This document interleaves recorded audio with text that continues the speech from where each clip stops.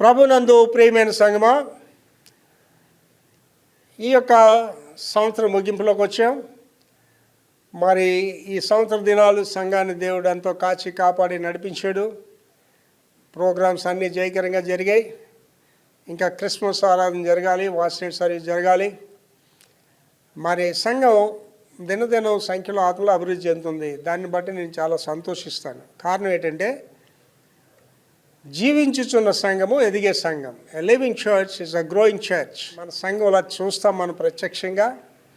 మరి 15 మందితో స్టార్ట్ చేసిన ఈ సంఘం ఇవాళ 1000 మంది సభ్యులు ఉండడం అనేది చిన్న విషయం కాదు. ఇది ఇవాళ నేను కూర్చొని ఆలోచన చేస్తే, మన సంఘంలో వచ్చిన పిల్లలు, యవనస్తురాలు, వాళ్ళు పిల్లలుగా అన్నారు, వాళ్ళ పిల్లలకి పెళ్ళిళ్ళై వాళ్ళు పిల్లలుగా అన్నారు.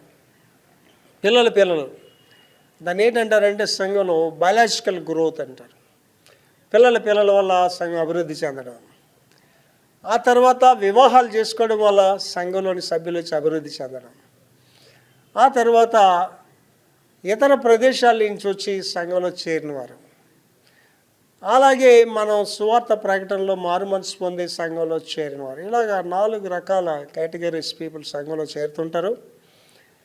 మన సంఘాన్ని ఆలోచన చేస్తే చాలా ఆశ్చర్యకరంగా కూడా ఉంటుంది. స్టార్టింగ్లో ఉన్న సభ్యులు ఇవాళ 1-2 ఉన్నారు అంతే, కానీ సంఘం ఎప్పుడు అలాగే అభివృద్ధి చెందుతూనే ఉంది. మరి నా ఆశ ఏంటంటే, సంఘంలో మనం biological developments, physical developments, materialistic developments ముఖ్యం కాదు, ఆధ్యాత్మికంగా అభివృద్ధి చెందాలి. నా ఆశ ఏంటంటే, ప్రతి సంఘ సభ్యురాలు వైకల్యాన్ని లేగాలి, ప్రార్థన చేయాలి, ప్రార్థన వీరులుగా ఉండాలనేది నా ఆశ. ప్రార్థనకి అసాధ్యమైనది ఏదూ లేదని మన జీవితాల ద్వారా మనం ప్రచురణ చేయాలి. మీ గురించి మీరు ప్రార్థన చేసుకోవాలి, మీ కుటుంబాల గురించి ప్రార్థన చేయాలి, సంఘం గురించి ప్రార్థన చేయాలి, సంఘ అవసరతల గురించి ప్రార్థన చేయాలి. ఇవాళ ఈ వీడియో చేయడానికి ముఖ్య కారణం ఏంటంటే, వచ్చే సంవత్సరం మన సంఘపక్షంగా దేవుడు అద్భుతాలు చేయబోతున్నాడు. కనుక సంఘం అంతా దానికి సిద్ధపడి ఉండాలి. ప్రతి సభ్యురాలు అందులో ఉండాలి. ఆ యొక్క విస్తారమైన పరిచయం జరగబోతుంది వచ్చే రోజుల్లో. మీరందరూ దానిలో పాలిభాగస్తులుగా ఉండాలి. ఇవాళ నాకు ఇంకా సంతోషకరం ఏంటంటే, సంఘ సభ్యులు సంఘానికి ఎంతో ఉపయోగకరంగా ఉన్నారు. ఆడపిల్లలు ఎవరండి, మగపిల్లలు ఎవరండి, దేవుడు వారిని దీవించిన కొలది సంఘానికి దీవెనకరంగా ఉన్నారు. For that I'm very happy. కనుక ఈ కొత్త సంవత్సరానికి వెళ్తున్నాం. మీకు అందరికీ నేను మనవి చేసేది ఏంటంటే, కుటుంబ ప్రార్థనలు చేయండి, వ్యక్తిగత ప్రార్థన చేయండి. దేవుడు మిమ్మల్ని ఆశీర్వాదాలకే పిలిచాడు తప్ప శాపాన్ని పిలవలేదు.